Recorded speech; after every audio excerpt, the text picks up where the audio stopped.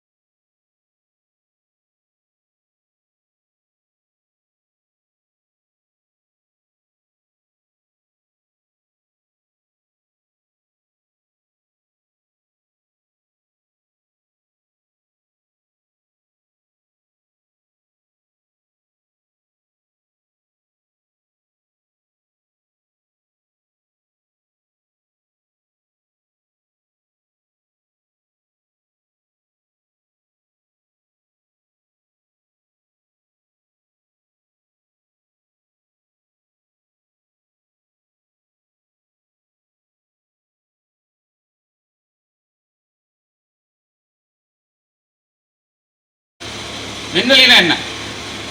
விண்வெளினா நாங்கள் ஸ்பேஸ்ன்னு சொல்லுவோம், கரெக்டுங்களா? நமக்கு இந்தியாவுக்கு என்ன, விண்வெளிக்கு என்ன சம்மந்தம்? இன்னைக்கு நிலைமைக்கு நீங்கள் பார்க்கும்போது விண்வெளினா என்ன தோணும் உங்களுக்குலாம்? இஸ்ரோன்னு ஒரு ஆர்கனைசேஷன் இருக்குது, ராக்கெட் வர்றாங்க, அது மாதிரி ஒன்று தோணும். அது இப்போ 2026. பட் ஆனால் நம்ம முன்னோர்கள் நமக்கு முன்னாடி இந்த விஞ்ஞானம்லாம் வர்றதுக்கு முன்னாடியே, இந்த அறிவியல் தொழில்நுட்பங்கள்லாம் வர்றதுக்கு முன்னாடியே, பல 100 ஆண்டுகள் முன்னாடியே பாஸ்கரா, ஆரியப்பட்டா, இது மாதிரி உள்ள நம்மளுடைய சித்தாந்தர்கள்லாம் வந்து விண்வெளியை பற்றி நிறைய ஆராய்ச்சி பண்ணியிருக்காங்க. ஆஸ்ட்ரானமின்னு சொல்லுவோம். ஆஸ்ட்ரானமியை பற்றி இவங்க எழுதி வச்ச சித்தாந்தங்கள் தான் பார்த்தீங்கன்னா 426 AD பார்த்தீங்கன்னா உலகம் வந்து தட்டையாக இருந்துச்சா உருண்டையாக இருந்துச்சா, பூமி எதை நோக்கி சுற்றுது, சன் எங்கே இருக்குது, இப்படின்றதெல்லாம் பார்த்தீங்கன்னா வெரி கிளியராக அந்த காலத்திலேயே வந்து நம்ம ஆரியப்பட்டா எழுதி வச்சிருக்காரு. இதே தான் வந்து பார்த்தீங்கன்னா 1000 வருடங்கள் கிடைத்து 1500 AD அந்த டைமில் பார்த்தீங்கன்னா காப்பர்னிக்கஸ், நீங்கெல்லாம் படிச்சிருப்பீங்க. அவர் என்ன ஹீலியோசென்ட்ரிக் தியரி பற்றி சொல்லியிருப்பார். 1000 வருடங்கள் கழிச்சு சன்னு தான் இந்த சென்டரு, அதை சுற்றி தான் மற்ற பிளானட்ஸ்லாம் சுற்றுது அப்படின்ட்டு. ஸோ இதில் என்ன சொல்ல வரேன்னா, நமக்கு வந்து இந்த ஆஸ்ட்ரானமியோ ஸ்பேஸோ விண்வெளியெல்லாம் புதுசு கிடையாது. ரொம்ப முன்னாடியிலேருந்தே நம்மளோட முன்னோர்கள் அதை பற்றின குறிப்புகளையும் அதோட இம்பார்ட்டன்ஸையும் நமக்கு தெரிஞ்சுட்டு போயிருக்காங்க. ரெண்டாவது ராக்கெட், விண்வெளி சொல்லிட்டேன். ராக்கெட் நம்ம நாட்டில் எப்போ முத யூஸ் பண்ணாங்கன்னு தெரியுங்களா? சைனா தான் முதல் ராக்கெட்டை கண்டுபிடிச்சாங்க. சைனா என்ன பண்ணாங்கன்னா, போர் வரும் போதெல்லாம் அவங்க வந்து நம்ம மூங்கில் இருக்குல்ல, மூங்கிலை வந்து வெட்டி அதில் ஒரு தொலையிட்டு அதில் ஒரு புகையை நம்ம பவுடரெல்லாம் எக்ஸ்ப்ளோசிவ் பவுடர்லாம் போட்டுட்டு அதை யூஸ் பண்ணாங்க. நம்ம இந்தியாவில் யார் யூஸ் பண்ணது முத பார்த்தீங்கன்னா திப்பு சுல்தான் தான். நம்ம போர் எடுத்து வரும்போது அவர் தான் ஃபர்ஸ்ட் ஒரு மெட்டல்லான, இப்போ இங்கே எல்லாருக்குள்ள இந்த பைப்பு, இதே மாதிரி ஒரு பைப்பு மாதிரி ஒரு ஸ்ட்ரக்சரை கொண்டு வந்து ராக்கெட்டை யூஸ் பண்ணார், போர் உக்தியாக யூஸ் பண்ணார். ஸோ இதில் என்னென்னா, நம்மளுக்கு விண்வெளி பற்றி ஸ்பேஸை பற்றியும் ஒரு அறிவு இருந்துச்சு. அதை தொடர்ந்து ராக்கெட்னா என்ன, அதை எப்படி பயன்படுத்தணுன்ற ஒரு அறிவும் தெளிவும் நம்மளோட முன்னோர்களுக்கே இருந்துச்சு. இதெல்லாம் நடந்து நம்ம எப்போ நம்ம சுதந்திரம் வாங்கணும்? 1947. 1947 அந்த காலகட்டத்திலாம் பார்த்தீங்கன்னா அப்போ ரொம்ப பீக்கான பீரியடு. யாருக்கு? இப்போ நம்ம அமெரிக்கான்னு சொல்கிறோம்ல, யூஎஸ்ஏன்னு சொல்லுவாங்க, யூஎஸ்எஸ்ஆர்னு சொல்கிறது இப்போ ரஷ்யான்னு சொல்லுவாங்க. அவங்களுக்குள்ளே ஒரு கடும் போட்டி, யார் வந்து அடுத்த டெக்னாலஜியில் யார் வந்து முன்னோடியாக திகழ்கிறாங்க அப்படின்னு. ஸோ அதில் பார்த்தீங்கன்னா அக்டோபர் 4 1957 வருடம் ஒரு சேட்டலைட்டை கொண்டு போய் ரஷ்யா போட்டோன்னா நாங்கள் தான்ப்பா பெரிய ஆள், மார் தட்டிட்டாங்க, நாங்கள் கிரேட்டு. அதுக்கு நடுவில் அடுத்து கொஞ்ச நாள்லேயே என்ன பண்ணாங்க, யூரி ககாரினை போய் அமெரிக்கா போய் நிலவில் இறக்குனாங்க. ஸோ 2 பேருக்கும் ஒரு யார் பெருசுன்னு இதெல்லாம் பார்த்துட்டு இருந்த உலக நாடுகள் யுஎன் என்ன பண்ணுச்சு, அப்பா ஸ்பேஸ் எல்லாருக்குமே ஒரு இதில் போய் அந்த இடத்துல தொட்டால் அந்த இடம் நமக்கு தான் உரிமை அப்படின்ற மாதிரி ஒரு ஒரு நமக்கே ஒரு அறியாமை, ஒரு இது வரும், கர்வம் வரும். ஸோ பார்த்தாங்க, இந்த ஸ்பேஸ் வந்து எல்லாத்துக்கும் பொதுவானது, இந்த ஸ்பேஸை வந்து எல்லாரும் ஈக்குவலாக யூஸ் பண்ணிக்கணும், யாருக்கும் இந்த ஸ்பேஸ் வந்து உரிமை கொண்டாட முடியாது, எல்லா மக்களுக்கும் தேவையான ஸ்பேஸ்ன்னு சொல்லி ஒரு ட்ரீட்டியை போட்டாங்க. அதனோட நிகழ்வாக தான் நம்ம இந்த உலக விண்வெளி வாரத்தை கொண்டாடுறோம் 4ஆம் தேதியிலேருந்து 10ஆம் தேதி வரைக்கும். இந்த கூட்டத்தினுடைய முக்கிய நோக்கம் என்னவென்றால் மாணவர்கள் மத்தியில் இந்த ஸ்பேஸ் பற்றின ஒரு விழிப்புணர்வை ஏற்படுத்துவது. அந்த விழிப்புணர்வை ஏற்படுத்துவதற்கு நம்ம ஏரியாவில் ஐஎஸ்ஆர்ஓ நம்ம என்ன பண்ணுறோம் அப்படின்னா இப்போ வந்து நமக்கு இருக்குது.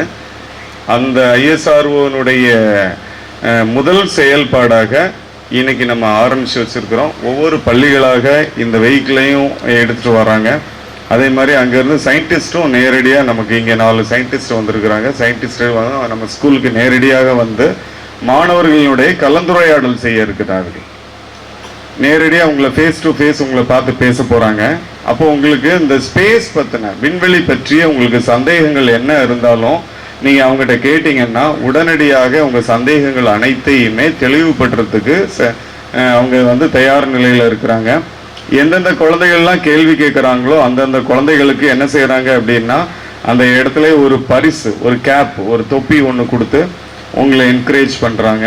கேள்வி கேட்கக்கூடிய குழந்தைகளுக்கு நீங்கள் உங்களுடைய கேள்விகள் வந்து உன் மனசுக்குள்ள அந்த விண்வெளி பற்றி நீ என்னெல்லாம் நினச்சிருக்கிறியோ, எப்படி இருக்கணுங்கிறத நினச்சிருக்கிறியோ, என்னெல்லாம் உனக்கு தோணுதோ, இந்த அறிவியல் சம்பந்தப்பட்ட அனைத்து கேள்விகளையும் நீங்கள் அவங்ககிட்ட கேட்கலாம்.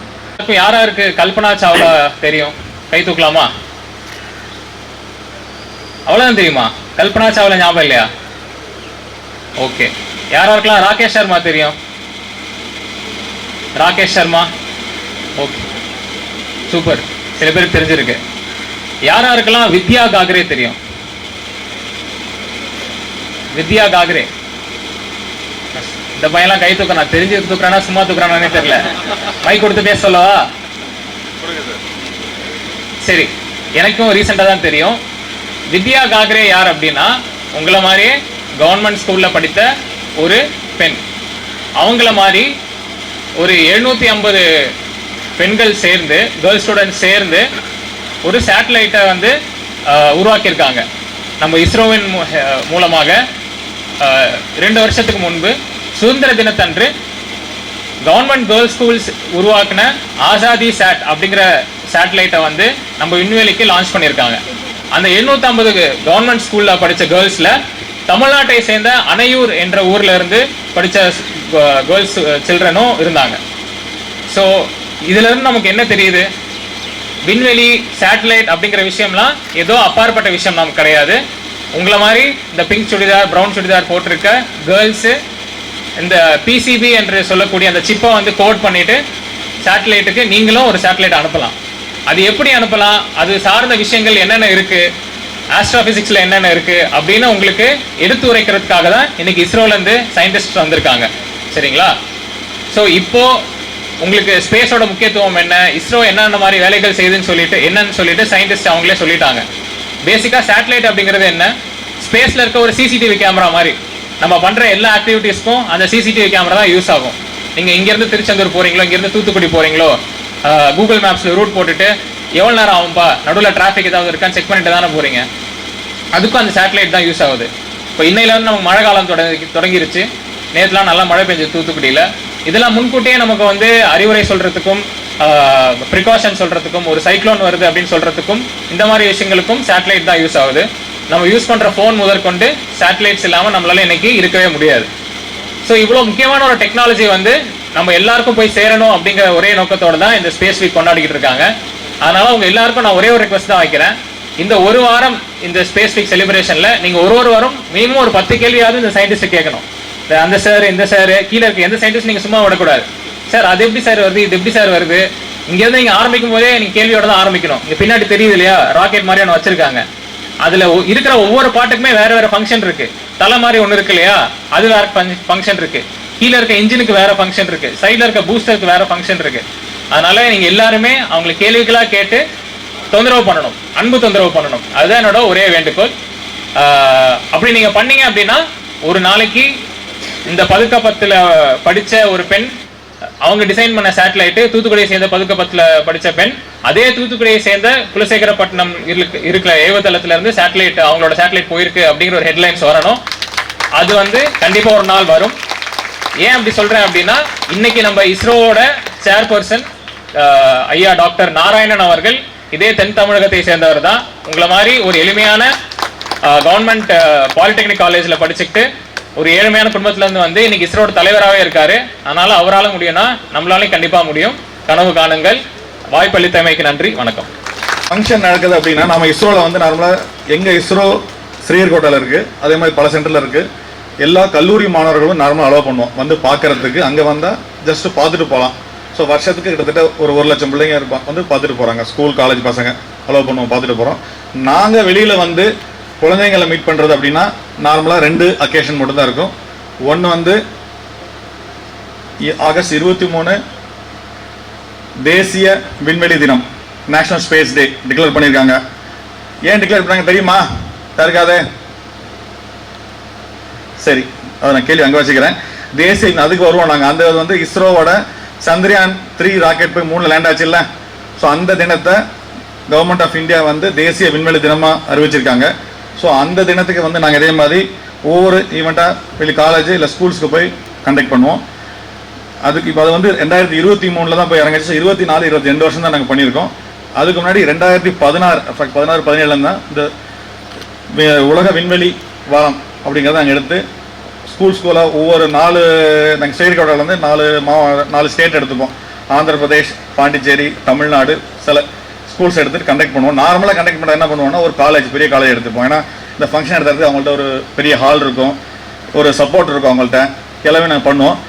இந்த தடவை நாங்கள் என்ன பண்ணோம், முதல் முறையாக நம்ம எதுக்கு பெரிய ஒரு கல்லூரிக்கு போகணும், பெரிய ஸ்கூல் போகணுன்ட்டு நம்ம கவர்மெண்ட் ஸ்கூல்ஸை போய் பார்க்கலாம் அப்படின்னு ஒரு நாங்களே பேசி முடிவு எடுத்தோம். அப்படி வரும்போது நம்ம இங்கே குலசேகரப்பட்டு தான் எஸ்டாப்ளிஷ் பண்ணுறோம். நமக்கு பக்கத்தில் இருக்க குழந்தைங்களை ஃபஸ்ட் தேர்ந்தெடுத்து அவங்கள போய் மீட் பண்ணலாம் அப்படின்னு பண்ணோம். ஸோ அது இந்த 15 ஸ்கூல் நாங்கள் வரைக்கும் இந்த மாதிரி ட்ரை பண்ணல. ஒரு ஸ்கூல் போவோம், எல்லா குழந்தைங்க வருவாங்க. இந்த தடவை நாங்களே 15 ஸ்கூல் போகிறோம். ஸோ இந்த அரேஞ்ச்மெண்ட் என்ன பண்ணோம், ஒன்று இந்த பஸ்ஸு பார்க்குறீங்கன்னு எக்ஸ்பிளைன் பண்ண ஒவ்வொருதுமே.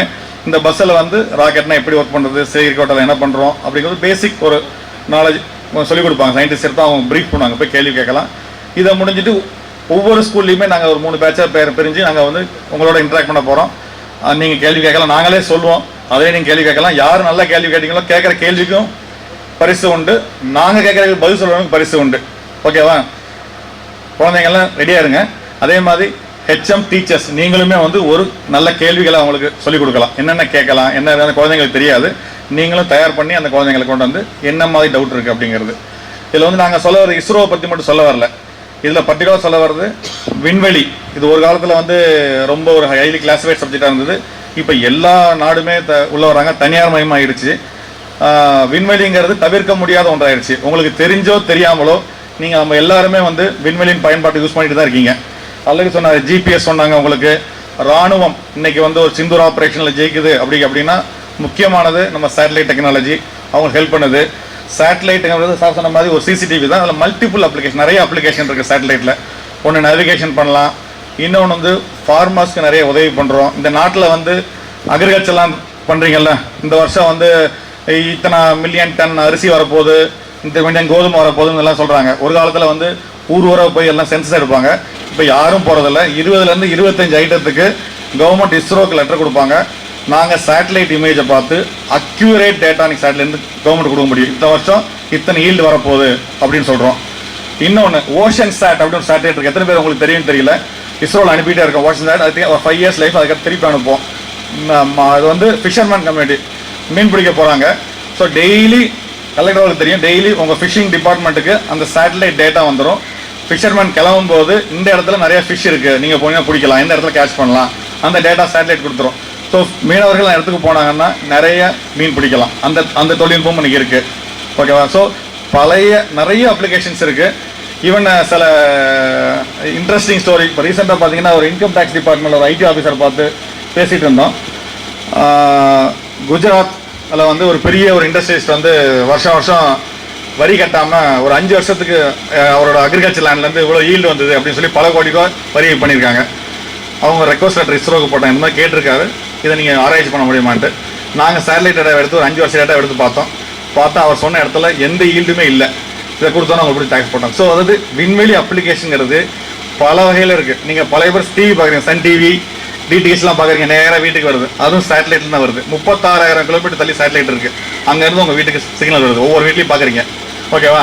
மாணவர்கள் வந்து டவுட் கிளியர் பண்ணணும், எப்படி வருது, எப்படி அந்த டிவி நம்ம பார்க்குறோம், எப்படி சிக்னல் மாறுது, ராக்கெட்னா என்ன, இதெல்லாம் நீங்கள் தெரிஞ்சுக்கணும். அதுக்கு தான் இந்த வந்திருக்கோம், உங்களை எக்ஸ்பிளைன் பண்ண தான் வந்திருக்கோம்.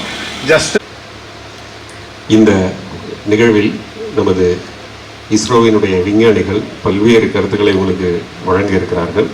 அதனுடைய தொடக்கமாக சில விஷயங்களை எல்லாம் இங்கு உங்களுக்கு எடுத்து சொன்னார்கள். நமது மாணவர்கள்லாம் கொஞ்சம் காலையிலேயே வந்து சீக்கிரமாக உட்கார வச்சிட்டிங்கன்னு நினைக்கிறேன். அதில் ரொம்ப அமைதியாக, ரொம்ப ரொம்ப சத்தமே இல்லாமல் பின் ட்ராப் சைலன்ஸாக இருக்கணும் அப்படின்னு சொல்லி பின்னாடியிலேருந்து ஒரு வரிசையில் டீச்சர்ஸ் வந்து ஒரு அரண் மாதிரி இருக்காங்க, முன்னாடி ஒரு வரிசையில் ஹெச்எம்எல்லாம் ஒரு அரண் மாதிரி இருக்காங்க, ரெண்டு கடையில் நடுவில் ஒரு சாண்ட்விச் மாதிரி இருக்காங்க. இப்போ அப்படிதானே? முன்னாடி பின்னாடி அசையக்கூடாது, சைடுல எல்லாம் தொலைச்சிருவேன் அப்படின்னு சொல்லி வச்சிருக்க மாதிரி தெரியுது. ஏன்னா மாணவர்கள்ட்ட கொஞ்சம் ஜாலியாக பேசலாம் அப்படின்னு யோசனை பண்ணேன். சரி, விண்வெளி விண்வெளின்னு சொல்லிட்டு இருக்காங்களே, அது என்ன விண்வெளி? இந்த விண்வெளிங்கிறது எங்கே ஆரம்பிக்குது, எங்கே முடியுது? யாருக்காவது தெரியுமா? சொல்லுங்க. பதில் சொல்றவங்களுக்கு பரிசு உண்டு, பரிசு கொடுத்துருவோம். விண்வெளிங்கிறது எங்க ஆரம்பிக்குது, எங்க முடியுது? மைக் கொடுங்க. ஆரம்பமும் கிடையாது, முடிவும் கிடையாது. ஆரம்பமும் கிடையாது, முடிவும் கிடையாது. ஐயோ, பயங்கர மெட்டாபிசிக்கலான ஆன்சர்லாம் சொல்றான்ப்பா தம்பி. Super super. அவனுக்கு முதல்ல ஒரு பிரைஸ் கொடுங்களேன் யாராவது. Very good, very nice. உன் தம்பி, உன் பேர் என்ன? வி சுஜித். சுஜித். 78. இல்ல நீங்க அங்க கொடுத்துருங்க, அது தலையில வச்சிருங்க அப்படியே. சூப்பர், அங்கேயே கொடுத்துருங்க. சூப்பர் சூப்பர், பர்ஃபெக்டான ஆன்சர் சொன்னாரு. அதுக்கு ஆரம்பமும் இல்லை, முடிவும் எல்லாம் இல்லை. அது என்ன சார் ஆரம்பம், எங்க ஆரம்பிக்குது எங்க முடியுதுன்னு ஒரு கேள்வி அப்படின்னு. சரி, இப்படி வச்சுக்கலாமா? இப்ப வந்து ஒரு பொருள் ஆரம்பிக்குது முடியுது அப்படின்னா ஒரு நீட்டமா இருக்குன்னு அர்த்தம், ஒரு குச்சி மாதிரி இருக்குன்னு அர்த்தம். அதனாலதான் ஆரம்பம் முடிவுன்னு சொல்றோம். ஒரு உருண்டையா இருந்துச்சுன்னா அதுக்கு ஆரம்பமும் இல்லை, முடிவும் இல்லை. அப்ப விண்வெளிங்கிறது ஒரு உருண்டையா இருக்கு அப்படின்னு வச்சுக்கிறதா? சுஜித் தான் சொல்லக்கூடாது. சுஜித்துக்கு இன்னொரு சான்ஸ் இருக்கு. பட் மற்றவங்க யாராவது சொல்லுங்க. ஆரம்பமும் இல்லை, முடிவும் இல்லை. அப்புறம் அப்படின்னா இப்படி நம்ம உருண்டையா, கோலமா, ரவுண்டா, பால் மாதிரி இருக்கு அப்படின்னு வச்சுக்கலாமா? ஒரு பாலுக்கு ஆரம்பமும் இல்லை, முடிவும் இல்லை, அந்த மாதிரி நினைக்கலாமா? யாராவது சொல்லுங்க, இந்த பக்கம் சொல்லுங்க. முதல்ல ஆரம்பம் முடிவே கொஞ்சம் கன்ஃபியூஷனா இருக்குது. விண்வெளி வந்து ஒரு பந்து மாதிரி இருக்குன்னு வச்சுக்கலாமா? இல்ல அப்படி தட்டாயா இருக்குன்னு வச்சுக்கலாமா? எப்படி இருக்கலாம் சொல்லுங்க. என்ன ஷேப்ல இருக்கும்? தட்டையா இருக்குமா, வட்டமா இருக்குமா? இன்னொரு பையன் ஏதோ ஒன்று சொன்னான், உருவமே கிடையாது அப்படின்னு. அப்படியா? அந்த பையன் யாரு? சொல்லு, கொடுங்க கொடுங்க, கொடு. அது என்ன உருவமே கிடையாது? சொல்லு சொல்லு. நீ தானே சொன்ன. எப்படி இருக்கும்? உருவமே கிடையாது. ஏன் அப்படி உருவமே கிடையாதுன்ற? மைக்ல பேசு. சும்மா திருப்பி திருப்பி கேட்டா உருவமே இல்லைன்னு. Very good. உருவமே கிடையாது அப்படின்னு சொல்றாரு. அதுக்கு ஒரு ஷேப்பே இல்லை, ஒரு ஷேப்லெஸ் அது அப்படின்னு சொல்ல வர்றாரு. அது கரெக்டான ஆன்சரா? ஒரு ஷேப்பே இல்லையா, அதுக்கு எந்த உருவமே இல்லையா? அவர் சுஜித் சொன்னாரு, தொடக்கமும் இல்லை, முடிவும் இல்லை. அது ஒரு டைப். ஓகே, அதுக்கு ஒரு ஷேப்பே இல்லை. இது கரெக்டா தப்பா? தம்பி பேர் என்ன? ஹரீஷ் சொன்னது சரியா தப்பா? அவருக்கு தொப்பி கொடுக்கலாமா வேண்டாமா? சொல்லுங்க. எத்தனை பேர் சரி, எத்தனை பேர் தப்பு? எத்தனை பேர் சரி, எத்தனை பேர் தப்பு? சரிங்கிறவரெல்லாம் கை தூக்குங்க. இந்த சைடு சுஜித்தோட ஃப்ரெண்ட் எல்லாம் அந்த அவரோட சேர்ந்து தூக்குறாங்க, இன்னொரு தொப்பி வாங்கிடுவோம் அப்படின்னு. இந்த சைடுல என்ன தப்பா சரியா? தப்புன்னா ஏன் தப்புன்னு சொல்லணும், அது சொல்லுங்க. கொடுங்க. தப்பு, தப்பு டீம் சொல்லுங்க. ஏன் தப்பு? சும்மா கொடுங்க. இல்ல என்ன எப்படி இருக்குல்ல சொல்லுங்க. என்ன ஷேப்பா இருக்குது?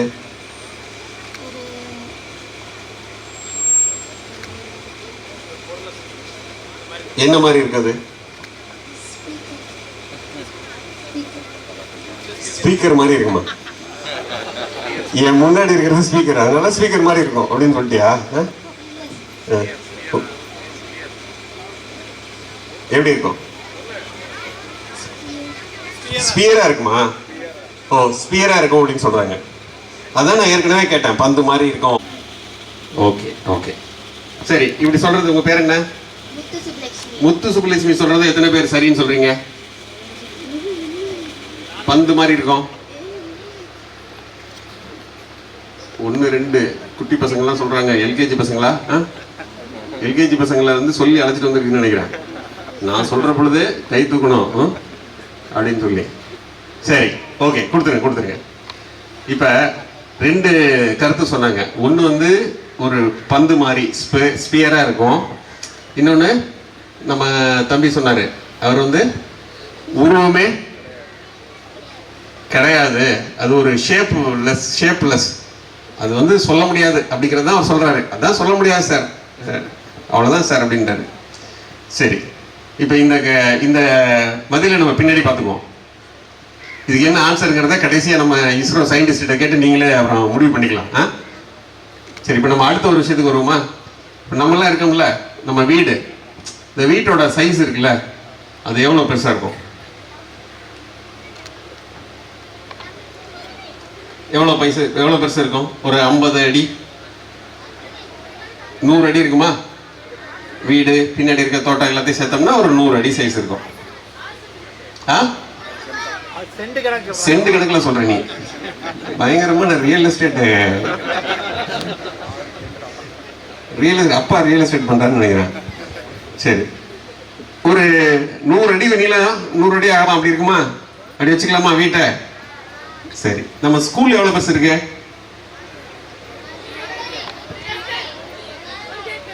1 ஏக்கரா? ஏக்கர் கணக்குல இருக்க நீ, நீள அகலத்துல சொல்லு. ஒரு 3000 அடி நீளம், 3000 அடி அகலம், அப்படி இருக்குமா? கூடவே இருக்குண்டா, இங்க இருந்து பார்த்தா தெரியலையா? இவ்வளவு தூரம் பார்த்தாலும் 3000 அடி தெரியுதுல்ல, ஒரு பெரிய கிரவுண்டா தானே இருக்கு. சரி, இது வந்து உங்க ஸ்கூல் சைஸ். உங்க ஊர் எவ்வளவு பெருசு இருக்கும்? இப்ப கிலோமீட்டர் கணக்குல சொல்லு. இப்ப வந்து அடி கணக்குல சொல்லாத, கிலோமீட்டர் கணக்குல சொல்லு. எத்தனை கிலோமீட்டர் நீளம், எத்தனை கிலோமீட்டர் அகலம் இருக்கும் ஸ்கூலு? உங்க உங்க உங்க ஊரு 100 கிலோமீட்டரா? 12 கிலோமீட்டரா? உங்க ஊரு நீளம் அகலமே 12 கிலோமீட்டர் இருக்கா? அவ்வளவு பெரிய ஊரா அது? எந்த ஊர் அது? சொல்லுங்க, இது எந்த ஊரு? நீ எந்த ஊரு சொல்லு, கொடுங்க, மைக் கொடுங்க. அதுட்ட என்ன ஊரு? நீ படுகப்பத்து எவ்வளவு நீளம், எவ்வளவு அகலம் இருக்கும்? இப்படி நடந்து போனா எவ்வளவு தூரம் போவீங்க? இப்படி போனா இப்படி எவ்வளவு தூரம் போவீங்க? 2 கிலோமீட்டர். 2 கிலோமீட்டர் நீளம், 2 கிலோமீட்டர் அகலம், அவ்வளவுதான் இருக்கும். வெரி குட், கரெக்டா சொல்லுச்சு. உங்க பேர் என்ன? பிரதீக்ஷா. அருமையா சொல்லிச்சு. 12 கிலோமீட்டர்னு சொன்னது கொஞ்சம் கன்ஃபியூஸ் ஆயிடுச்சு. பஸ் ஏறி வர்றதை சொல்லிட்டு இருக்கேன்னு நினைக்கிறேன். Okay, good. சரி, இப்ப ஊர் வந்து ஒரு 2 கிலோமீட்டர் லென்த் இருக்கும். சரி, நம்ம மாவட்டம் இருக்குல்ல, இப்போ இங்க இருந்து தூத்துக்குடி இருக்குல்ல, அது எவ்வளவு தூரம் இருக்கும்?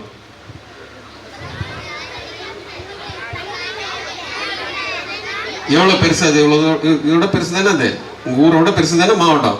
மாவட்டத்தோட சைஸ் எவ்வளவு பெருசு இருக்கும்?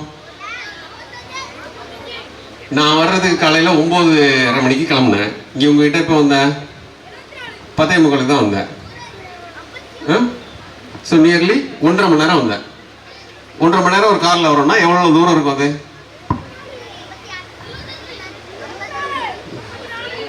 34. சரி, இங்க இருந்து ஒரு 65-70 கிலோமீட்டர் இருக்குமா? 54 கிலோமீட்டரா? 74 சொல்றாங்க. எவ்வளவு தூரம் இருக்கும் எக்ஸாக்டா? எவ்வளவு தூரம்? சரி, யார் தெரிஞ்சவங்க சொல்லுங்க. 52. சரி, இப்ப வந்து இத யாராவது ஒருத்தர், உங்க டீச்சர் யாராவது ஒருத்தர் கன்ஃபார்ம் பண்ணி சொல்லுவாரு. இப்படி வச்சுக்கோ, நம்ம ஒரு 60 கிலோமீட்டர் இருக்குன்னு வச்சுக்கலாமா? 74 அப்படிதான் சொல்லிட்டு இருக்கிறாரு. சரி 74 வச்சுக்கோ. 74 கிலோமீட்டர். இதுவே ரொம்ப தூரம். இதை நீங்க நடந்து போகணும்னா எவ்வளவு நாள் ஆகும்? 2 நாள் ஆகிடும். பஸ் கார்ல வரணும்னாலே 2 மணி நேரம் ஆகுது, 1.5 மணி நேரத்துக்கு மேல ஆகுது. சரி, இப்போ இது நம்ம மாவட்டம், இதே நம்ம மாநிலம் இருக்கு இல்லையா, மாநிலத்தோட சைஸ் எவ்வளவு பெருசு? இங்க இருந்து சென்னை போகணும். சென்னைக்கு எத்தனை கிலோமீட்டர் போகணும்? 300 600 கிலோமீட்டர். 600 கிலோமீட்டர். சூப்பர். அந்த பையன் சொல்றாரு 600 கிலோமீட்டர் தூரத்துக்கு போகணும் அப்படின்னு சொல்றாரு. 600 கிலோமீட்டர் ரொம்ப தூரம். ஒரு நாள் நைட்டுக்கு சாயந்தரம் ஏறினா நைட்டு மறுநாள் காலையில தான் போய் பஸ்ல சேர முடியும். ரொம்ப தூரமானது. இதே நம்ம நாடு இருக்கு இல்லையா, நம்ம நாடு என்ன நாடு? தமிழ்நாடா? இந்தியா. இவ்வளோ லென்த்தா இருக்கு இல்லையா? ஸோ நம்ம இந்தியாவுடைய தலைநகரம் டெல்லி. ஸோ டெல்லிக்கு போகணும் அப்படின்னா எவ்வளோ கிலோமீட்டர் ஆகும்?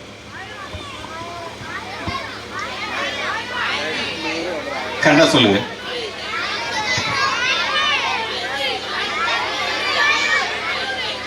ஆயிரத்தி 1800 கிலோமீட்டர் கிட்டத்தட்ட கரெக்டா சொல்றாரு. Very good, very good. எவ்வளவு நேரம் ஆகும் போறதுக்கு? இதுல ட்ரெயின்ல போறதா இருந்தா 3 நாள் ஆகும். ஆக்சுவலா 2 நாள் ஃபுல் டே ஆகும். நிறுத்தாம போயிட்டு இருந்தா 24 days அப்படியே கண்டினியூஸா போயிட்டு இருக்கலாம். நிறுத்தி போனா 3ஆவது நாள் ஆயிடும். சரியா? இப்ப நம்ம டெல்லி வரையும் போயிட்டோம். இதுவே 2000 கிலோமீட்டர், 3000 கிலோமீட்டர்னு வச்சுக்கலாம். இந்த நீளம் கன்னியாகுமரியில இருந்து காஷ்மீர் வரையும் ஒரு 2500 கிலோமீட்டர், 3000 கிலோமீட்டர் அப்படின்னு வச்சுக்கலாம். சரி, இது நம்ம உலகத்துல இந்தியா வந்து ஒரு பெரிய நாடு தானே. எத்தனாவது பெரிய நாடு? இதுக்கு ஆன்சர் சொன்னா பரிசு. கரெக்டா சொல்லணும். பரப்பளவுல கரெக்டா சொல்லுங்க. இந்த பையனுக்கு அந்த பையனுக்கு ஒரு தொப்பி கொடுங்க. திஸ் குட்டி பையன். அவனுக்கு தான். கொடுங்க. Yes yes yes, super. Very good, very good, very good, very good. India வந்து உலகத்திலேயே 7வது பெரிய நாடு சைஸ்ல. 2வதுங்கிறது வந்து மக்கள் தொகையில சொன்னீங்க, நம்ம வந்து சைஸ்ல கேட்டோம். சரியா? அப்போ பெரிய நாடு இன்னும் நிறைய நாடெல்லாம் இருக்கு. நம்மளுக்கு மேல இன்னும் நிறைய நாடுகள் இருக்கு. சரி, இப்ப இந்தியாவே ஒரு பெரிய நாடு. இதே மாதிரி உலகத்துல நிறைய நாடுகள் இருக்கு, நிறைய கண்டம் இருக்கு. இதெல்லாம் வந்து ஒரு பூமி வந்து ஒரு பந்து மாதிரி தானே இருக்கு. பாப்பா சொன்னது பந்து மாதிரி இருக்கிறது, பூமி தான் பந்து மாதிரி இருக்கு. பூமி பந்துல அப்படியே இருக்கு. பூமி பந்துல இருக்க மாதிரியே இதை மொத்த பூமியை பந்தை சுத்தி வந்தோம்னா எவ்வளவு தூரம் இருக்கும்?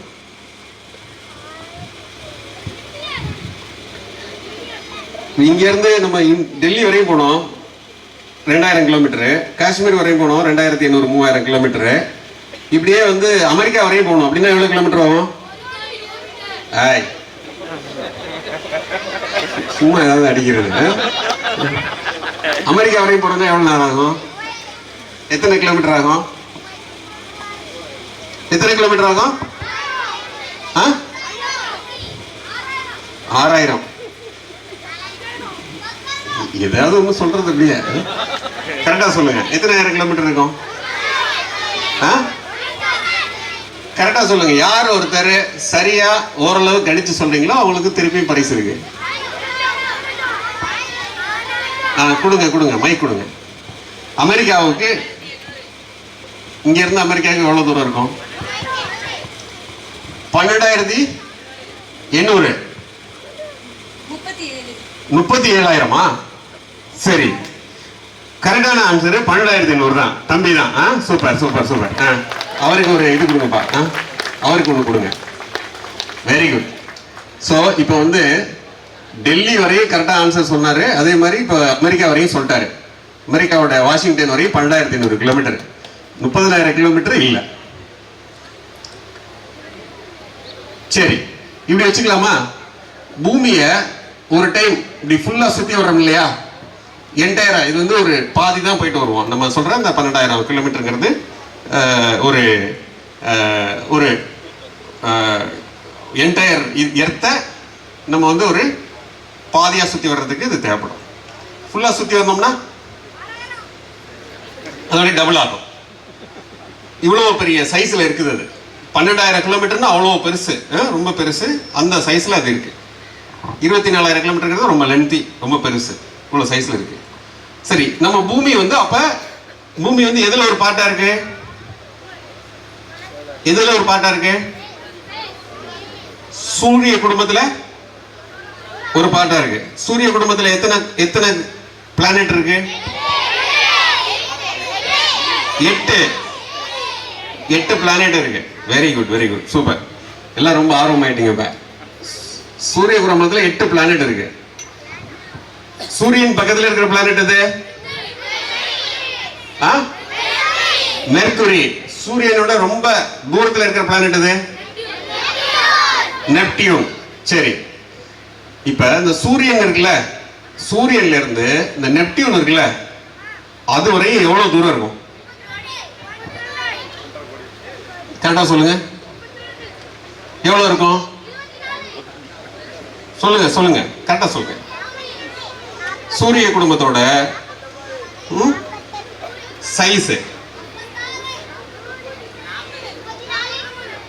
சூரிய குடும்பத்தோட சைஸ் எவ்வளவு தூரம் இருக்கும்? சூரிய குடும்பம் ரவுண்டா சுத்தி வருது இல்லையா? சூரிய நடுவில் வச்சு அப்படி சுத்தி சுத்தி வருது இல்ல, அதோட சைஸ் எவ்வளவு பெருசு இருக்கும்? கரெக்டா சொன்னா பரிசு. 9th 10th students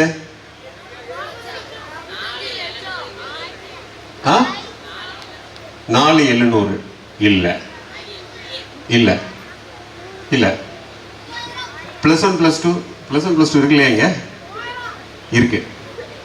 +1 +2 9th 10th students எல்லாம் கண்டிப்பா சொல்லணும். 30 பில்லியன். நீ வந்து சும்மா சும்மா அடிச்சு பாக்குற அப்படியா? எதையாவது ஒன்று அடிச்சு பார்ப்போம், ஏதாவது ஒரு தொப்பை விழுங்குறதான்னு பாக்குற நீ. நீ சரியா சொன்னாதான் விழுவோம். சரி சொல்லு, நீ சொல்றியா? சொல்லு சொல்லு. நம்ம சோலார் சிஸ்டம் இருக்குல்ல, அதோடைய சைஸ் எவ்வளவு பெருசு இருக்கும்? 4.5 பில்லியன். 4.5 பில்லியன். அதோட டயாமீட்டர் சைஸ் சொல்றியா? அப்படி சொல்றியா? கரெக்டா சார்? இது 4.5 billion. Very good, very good. அவருக்கு ஒரு கேப் கொடுங்க, ஊத்திங்க. ஸோ 4.5 பில்லியன் சொன்னார்ல, அதை கோடியா கன்வெர்ட் பண்ணி சொல்ல முடியுமா? கோடியா? 1 கோடி 2 கோடி அப்படி மாதிரி. 4.5னா எத்தனை? ஒரு பில்லியன்ங்கிறது 100 கோடி. 4.5னா எத்தனை? 450 கோடி. 1 கிலோமீட்டர் 2 கிலோமீட்டர் நடந்து வர்றதுக்கே நம்மளுக்கு ரொம்ப கஷ்டமா இருக்கு. 450 கோடி. 1 கோடி கிலோமீட்டர் போனாலே எவ்வளவு தூரம் இருக்கும்? எவ்வளவு நாளாக போய் சேர்றதுக்கு நம்ம ட்ரெயின்ல ஏறி போனா? வாய்ப்பே இல்லை. ட்ரெயின் எங்க போறது, நம்ம எங்க போறது? சரி, 1 கோடி கிலோமீட்டர் மாதிரி இது எத்தனை கோடி கிலோமீட்டர்? 450 கோடி கிலோமீட்டர். சரியா? சோ அவ்வளோ சைஸ் நம்ம எதோடது? சோலார் சிஸ்டத்தோட சைஸ் மட்டுமே. சரி, இந்த சோலார் சிஸ்டம் எல்லாம் எதுல இருக்கு? எதுல இருக்கு? எதுல இருக்கு? மில்கி வேல இருக்கு. வெரி குட், நிறைய பேர் சூப்பரா சொல்லிட்டீங்க. மில்கி வேனா என்ன? கேலக்சி. கேலக்சி அப்படிங்கிறது என்ன அர்த்தம்? சோலார் சிஸ்டம் மாதிரி. சோலார் சிஸ்டம்ங்கிறது ஒரு ஸ்டார், அதை சுத்தி பிளானட். அப்போ கேலக்சிங்கிறது என்ன இருக்கும்? அதுலயும் ஒரு ஸ்டார் இருக்குமா? எவ்வளவு ஸ்டார் இருக்கும்? சோலார் சிஸ்டம் மாதிரி எத்தனை சோலார் சிஸ்டம் நம்ம மில்கி வே கேலக்சில இருக்கும்? மில்கி வேங்கிறது ஒரு கேலக்சி, தெரியும் இல்லையா? இந்த மில்கி வே கேலக்சிக்கு சைஸ் இருக்கா? ஷேப் இருக்கா? இல்லையா? புத்தகத்தை கரெக்டா படிச்சுக்கணும்ல. சொல்லு, தீபாவளி வரப்போகுது. தீபாவளி வரப்போது கரெக்டாக சொல்லணும்.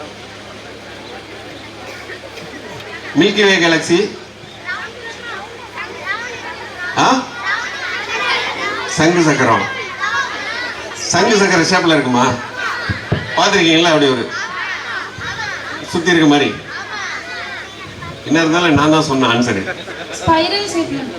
ஸ்பைரல் ஷேப்ல இருக்கும். அதான் சங்கு சக்கர ஷேப்ல இருக்கும். Very good. பட் ஆன்சர் வந்து க்ளூ சொல்லிட்டதுனால ஆன்சருக்கு வந்து தொப்பி கொடுக்க முடியாது. ஓகே. மில்கி வே கேலக்ஸி ஒரு ஸ்பைரல் ஷேப்ல இருக்கும்.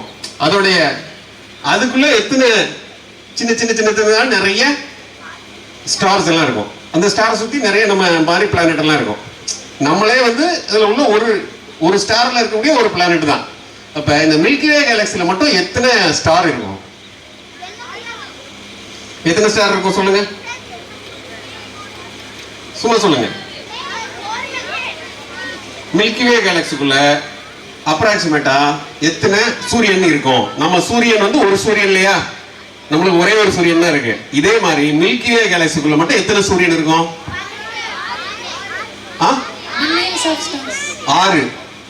Billions of stars. அப்படிலாம் சொல்ல முடியாது. எத்தனை பில்லியன் கேட்கறதானே கேள்வியா? எத்தனை பில்லியன்? எத்தனை பில்லியன்? 6 பில்லியனா? இல்ல, 7 பில்லியன். ஒன்று சேர்த்து வச்சுக்கோங்க. ஒரு 7 பில்லியன் வச்சுக்கோங்க சார். எத்தனை எத்தனை எத்தனை ஸ்டார்ஸ் இருக்கும்? இல்ல, கரெக்டா கை தூக்கி சொல்லணும். 7 பில்லியன் ஸ்டார்ஸ் இல்ல. எத்தனை பில்லியன் ஸ்டார் இருக்கும்? அவர் என்ன கையை அப்படி தூக்குறாரு? என்ன சொல்லு. அந்த அங்க கை கொடுங்க. இங்க 100 மில்லியன். 100 மில்லியனா? 100 மில்லியனா 100 பில்லியனா? 100 பில்லியன். சரி, 100 பில்லியன்ங்கிறவங்க எத்தனை பேரு? இந்த பக்கம் அங்க ஒருத்தர் கை தூக்குனாரு, அந்த பக்கம் ஒருத்தர் கை தூக்குனாரு. அந்த அவரு கொடுங்க. மில்கி வே கேலக்சி நம்ம வந்து ஒரு ஸ்டார், ஒரே ஒரு ஸ்டார்ல இருக்கக்கூடிய ஒரே ஒரு சின்ன கிரகம். சரியா? ஒரே ஒரு ஸ்மால் பிளானட். இதுதான் கேள்வி.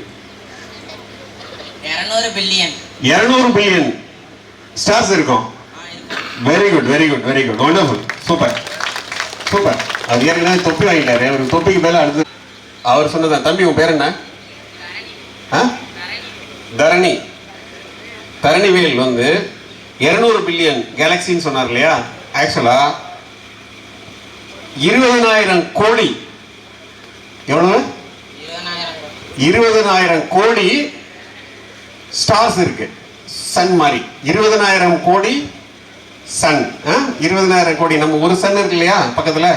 இது மாதிரி 20,000 கோடி ஸ்டார்ஸ் வந்து மில்கி வே கேலக்சிக்குள்ள இருக்கு. அதுல நம்ம ஒரு ஸ்டார்ல நம்ம இருக்கோம். அதுல சுத்தி அந்த ஒரு ஸ்டார் பக்கத்துல இருக்கிற ஒரு கிரகத்துல நம்ம இருக்கோம். சரியா? ஓகே.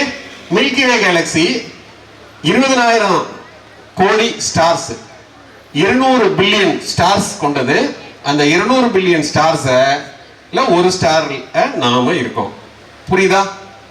20,000 கோடிய ஒண்ணா என்னன்னா எவ்வளவு நாள் ஆகும்? போன மாசம், சரி போன வாரத்தில் பார்த்தீங்கன்னா திருச்செந்தூர் கோயிலில் உண்டியல் என்றதுக்காண்டி வந்தாங்க. ஆனால் உண்டியலில் நம்ம ஆளுலாம் நிறைய உண்டியல் போட்டு முருகன் மேலே பக்தி ஆனதுனால உண்டியலை எண்ணி ஒரு நாளில் முடிக்கவே முடியல. மறுநாள் நைட்டு பகலாக எண்ணி மறுநாள் எண்ணிட்டு இருந்தாங்க. அந்த மாதிரி ஒரு 20,000 கோடி ஸ்டார் உங்கள் கையில் கொடுத்துட்டோன்னு வச்சுங்களேன், எண்ணி எப்போ முடிப்பீங்க? அப்படியே ஒரு ஒரு செகண்டுக்கு ஒன்று அப்படி எப்படி தள்ளினா எப்படி ஆகும்? எண்ணி முடிக்க முடியுமா? ரொம்ப கஷ்டம். சிம்பிளா கஷ்டம்னு சொல்லிட்டார்.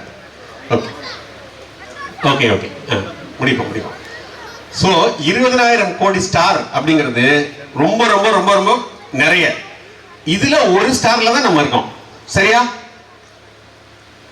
சரி, இந்த மில்கி வே கேலக்சி இருக்குல்ல, கேலக்சின்னு சொல்றோம்ல, இந்த மில்கி வே கேலக்சி மாதிரி வேற ஏதாவது கேலக்சி இருக்கா இல்ல அது மட்டும் தான் இருக்கா? சொல்லுங்க. மில்கி வே கேலக்சி மாதிரியே இன்னொரு கேலக்சி இருக்கா? ஒரு கேலக்சி தான் இருக்கா இல்ல நிறைய இருக்கா? நிறைய இருக்கா கொஞ்சமா இருக்கா? சொல்லணும், இந்த சைடு சொல்லணும். நிறைய இருக்குன்னா எவ்வளவு இருக்கும்? இவ்வளவு இருக்குமா? இவ்வளவு இருக்குமா? சொல்லுங்க, எவ்வளவு இருக்கும்? சும்மா அப்ராக்சிமேட்டா அப்படியே கெஸ் பண்ணணும். எவ்வளவு இருக்கும்? யாராவது கிடைக்கிறீங்களா? 10th +2 ஸ்டூடெண்ட்ஸ் சொல்லுப்பா. சக்கரத்துல வர ஸ்பைரல் ஷேப்ல இருக்கும் அப்படின்னு தெரியும். 100 billion. 100 billion. Okay, 100 billion. It's 100 பில்லியன்ங்கிறது இன்னொரு ஒரு 10,000 கோடி சொல்றாரு அவர். 10,000 கோடி கேலக்சி இருக்குன்னு சொல்றாரு. 100 பில்லியன் தான் இருக்குமா, என்ன கூட இருக்குமா, குறைவா இருக்குமா? 100 தான் சார். யூஸ்வலா 100 தான் அடிப்போம் நம்ம. அது என்னன்னா 100க்கு மேல என்ன அடிக்கிறது, கண்டுடனே போதும் அப்படின்றாரு. Very good. அடுத்தது வேற யாராவது சொல்லுங்க. 100 இல்லைன்னா 200 தான். இல்லைன்னா 100 தான். 100 தான் 200 தான். எவ்வளவு இருக்கும்? 500 பில்லியன் இருக்குமா? தெரியலையா? சரி, ஆக்சுவலா 200 பில்லியன் கேலக்சிஸ் இருக்கு. எவ்வளவு இருக்கு? 200 பில்லியன் கேலக்சிஸ் அப்படின்னா 20,000 கோடி கேலக்சி. எது நம்ம இந்த சங்கு சக்கரம் மாதிரி ஒரு படம் பார்த்தோம் இல்லையா, மில்கி வே கேலக்சி. அந்த கேலக்சி மாதிரி 20,000 கோடி கேலக்சி இருக்கு. கேலக்சியை என்னன்னு முடிச்சாலே உங்களால என்ன முடியாது. கேலக்சிக்குள்ள இருக்கக்கூடிய ஸ்டார்ஸ் இருக்கு இல்லையா, மில்கி வே மாதிரி ஒவ்வொரு கேலக்சிக்குள்ளேயும் இன்னொரு 20,000 கோடி ஸ்டார்ஸ் இருக்கு. சரியா? அந்த 20,000 கோடி ஸ்டார்ல ஒரு ஸ்டார் தான் நம்மளோட சூரிய குடும்பம், சோலார் சிஸ்டம். அந்த ஒரு சூரிய குடும்பத்தில் இருக்கிற ஒரு பிளானட், 8 பிளானட்ல ஒரு பிளானட் தான் நம்மளோட எர்த். அந்த எர்த்ல இருக்கக்கூடிய அவ்வளோ பெரிய காண்டினென்ட்ல இருக்கிறதுல ஒரு சின்ன நாடு தான், சின்ன நாடுல ஓரளவு பெரிய நாடு தான், ஓரளவு ஒரு சைஸ்ல ஒரு 7th பிளேஸ்ல இருக்கக்கூடிய நாடு தான் இந்தியா. அதுல இருக்கிறதுல ஒரு சின்ன ஒரு ஊர் தான் நம்மளோட ஊரு. அந்த ஊர்ல இருக்கிறதுல சின்னூண்டு ஒரு இடம் தான் நம்மளோட வீடு. அப்படிதானே? அப்ப அவ்வளோ பெரிய அந்த கேலக்சி, அந்த கேலக்சிஸ் ஆஃப் கேலக்சி யூனிவர்ஸ் எல்லாம் கம்பேர் பண்ற பொழுது நம்ம சைஸ் எவ்வளவு சைஸ் இருப்போம்? நம்ம எவ்வளவு இருப்போம்? டஸ்ட் இல்லையா? நம்ம டஸ்டா, டஸ்ட் ஆஃப் த டஸ்ட். எப்படி? தூசியோட தூசி நம்ம. ஆனா நம்ம என்ன பண்ணுவோம்? பக்கத்து வீட்டுக்காரரோட அந்த பார்டர் இருக்குல்ல, அவர் தெரியாத பொழுது நம்மளோட இதை உள்ள அப்படி தள்ளி வைப்போம். அவர் நம்ம இல்லாத பொழுது அவர் நம்மளுடைய காம்பவுண்டால இப்படி தள்ளி நோக்கம் பாரு. நம்ம எவ்வளவு சைஸ் ஆள், நம்மளுடைய சைஸும் இந்த யூனிவர்ஸோட சைஸும் சம்மந்தமே இல்லை. நம்மெல்லாம் அற்ப தூசி, ஒரு ஸ்டார் டஸ்ட். ஸ்டார் டஸ்ட் கூட சொல்ல முடியாது, டஸ்ட் ஆஃப் த டஸ்ட், அதை விட என்ன கீழே. ஆனா நாம என்ன பண்றோம்? பக்கத்து வீட்டுக்காரரோட சண்டை போடுறோம், அடுத்தவரோட சண்டை போடுறோம், சொந்தக்காரரோட சண்டை போடுறோம், பக்கத்து நாட்டோட சண்டை போடுறோம். இப்படி எத்தனையோ சண்டையெல்லாம் போட்டுட்டு இருக்கோம். ஸோ நம்ம சைஸும் நம்மளுடைய அளவும் இந்த அளப்பரிய இந்த பிரம்மாண்டமான இந்த யூனிவர்ஸில் நாமெல்லாம் ஸ்மால் டஸ்ட். இந்த ஸ்மால் டஸ்ட்ல இருந்து ஒரு மனித இனம் அப்படிங்கக்கூடிய ஒரு மனித இனம் தோன்றி, இந்த மனித இனம் இந்த என்டையர் யூனிவர்ஸையும் அளந்து பார்க்கலாம், இந்த என்டையர் யூனிவர்ஸ்லையும் பயணம் பண்ணி பார்க்கலாம், இந்த என்டையர் யூனிவர்ஸுக்கும் நாம ஆய்வு பண்ணி பார்க்கலாம், கிளம்பி போய் டிராவல் பண்ணி பார்க்கலாம் அப்படின்னு கிளம்புறக்கூடிய ஒரு ஆர்வம் இருக்கு இல்லையா? அது எவ்வளவு பெரிய விஷயம். அது நம்ம ஊரை விட்டே நம்மளால நடந்து போக முடியாது. நம்ம சென்னையை தாண்டியே பல பேர் போயிருக்க மாட்டோம், சென்னையை தாண்டியே போயிருக்க மாட்டோம். இந்தியாவை தாண்டி பல பேர் நினைச்சே பார்த்துருக்க மாட்டோம். இங்க இந்தியாவை தாண்டி போனவங்க ஒரு 4-5 பேர் இருப்பீங்க. இந்த யூனிவர்ஸை தாண்டி, இந்த பிளானட்டை தாண்டி, இந்த சோலார் சிஸ்டத்தை தாண்டி, இந்த கேலக்சியை தாண்டி வெளியில போறதெல்லாம் எவ்வளவு பெரிய விஷயம். அப்படியாப்பட்ட ஒரு மிகப்பெரிய மிஷனை, மிகப்பெரிய பயணங்களை எல்லாம் திட்டமிட்டு அவ்வளோ பெரிய இடத்துக்கெல்லாம் போகலாம் அப்படின்னு சொல்லி பிளான் பண்ணி நம்ம நாட்டிலேருந்து போகலான்னு முடிவு பண்ற அந்த விஞ்ஞானிகள் தான் இங்க இருக்க விஞ்ஞானிகள். இவங்களாம் வந்து இவங்ககிட்ட பேசுறது சாதாரணமான ஆட்கள்லாம் கிடையாது. அவ்வளோ பெரிய கால்குலேஷன். சோலார் சிஸ்டம் இப்போ எந்த இடத்துல இருக்கும், பின்னாடி இருக்கக்கூடிய அதர் கேலக்சிஸ் எல்லாம் எப்படி மூவ் ஆகும், எவ்வளோ தூரத்துக்கு நம்ம எவ்வளோ ஃபாஸ்ட்டாக அனுப்பணும், எவ்வளோ மெதுவாக போகணும், இந்த மாதிரியான பல்வேறு விஷயங்கள் எல்லாம் கேதர் பண்ணி அதையெல்லாம் பற்றி ஆராய்ச்சி பண்ணி அங்கெல்லாம் நம்ம மனித குலத்தினுடைய ஒரு பயணத்தை எடுத்து செல்லக்கூடிய ஒரு மிகப்பெரிய மாபெரும் உலகத்தின் தலை சிறந்த விஞ்ஞானிகள் தான் நம்மளுடைய விஞ்ஞானிகள். அவர்கள்லாம் உங்களுக்கு முன்னாடி வந்திருக்காங்க. நீங்க இவங்களெல்லாம் பார்க்கவே முடியாது. இவங்களெல்லாம் நீங்க நினைச்சு பார்த்தாலும் ஒரு காலத்திலும் சாதாரணமாக பார்க்கவே முடியாது. நீங்க என்ன எழுதி வச்சுக்கீங்க, இங்க இருக்கக்கூடியவங்கள இன்னும் ஒரு 10-15 வருஷம் கழிச்சு அவர்கள் எல்லாம் இஸ்ரோவுடைய ஒரு மிகப்பெரிய பொறுப்புல, இப்பயே பெரிய பொறுப்புல தான் இருக்காங்க. எய்தர் செவ்வாய் கிரகத்துக்கு ராக்கெட் அனுப்புறதுலையோ அல்லது வேற ஏதோ கிரகத்திற்கு வேறு வேறு மிஷன்ஸ் எல்லாம் அனுப்பக்கூடிய மிகப்பெரிய பொறுப்புல இருக்கிறவங்க நம்ம நாட்டினுடைய ஒரு தலை சிறந்த புகழ்பெற்ற விஞ்ஞானிகளா இவங்கெல்லாம் வந்து கொண்டாடப்படுவார்கள். அவங்கெல்லாம் உங்களுடைய ஸ்கூலுக்கு வந்திருக்காங்க.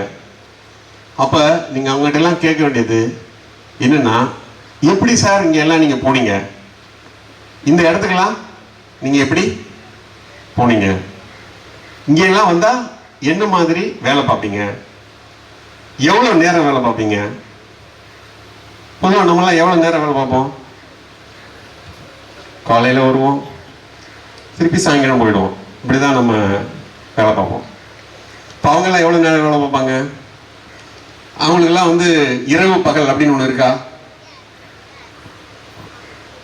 இரவு பகல்ங்கிறது பூமியில் உள்ளவருக்கு மட்டும் தான் இரவு பகல். இப்போ அவங்கெல்லாம் பூமியை மட்டுமா பார்த்துட்டு இருக்காங்க? அதை தாண்டி மூன் பார்க்குறாங்க, மாஸ் பார்க்குறாங்க, சன் பார்க்குறாங்க, ஏன் பியாண்ட் சன் கூட பார்க்குறாங்க. ஸோ அவர்களுக்கெல்லாம் இரவு பகலே கிடையாது. எந்த நேரத்தில் எந்த மிஷனை எவ்வளோ நாள் எடுத்து பண்ணணுமோ அவ்வளோ நாட்கள் ரொம்ப ரொம்ப டெடிக்கேட்டடா, ரொம்ப ரொம்ப தங்களுடைய அப்படியே ஆத்மார்த்தமாக அந்த மொத்த ப்ராசஸ்லையுமே அப்படியே இன்வால்வ் ஆகி அப்படியே செய்யக்கூடியவங்க.